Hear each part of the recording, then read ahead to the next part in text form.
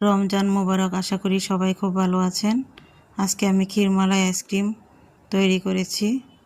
এই রমজানে ফালুদা অথবা ঠান্ডা ঠান্ডা যে কোনো ডেজার্ট খাওয়ার জন্য আপনারা বাসায় এরকম মজাদার আইসক্রিম তৈরি করতে পারবেন। রেসিপিটি আমি আপনাদের সাথে শেয়ার করব। আগেও আমি আমার পেজে বিভিন্ন ধরনের আইসক্রিমের রেসিপি আপনাদের সাথে শেয়ার করেছি, তাই ভাবছি আবার এই রমজানে আপনাদের সাথে বিভিন্ন ধরনের আইসক্রিমের রেসিপি শেয়ার করব, যাতে করে আপনারা বাসায় আইসক্রিম তৈরি করে ঠান্ডা ঠান্ডা ডেজার্ট খেতে পারবেন, ফালুদা খেতে পারবেন। তাই আমার পেজটি ফলো দিয়ে পাশে থাকবেন, লাইক কমেন্ট করবেন। আমি আপনাদের সাথে সব ধরনের আইসক্রিমের রেসিপি শেয়ার করব। এই আইসক্রিমটা খেতে ভীষণ মজা হয়েছিল এবং ক্রিমি এবং ফ্লাফি হয়েছিল।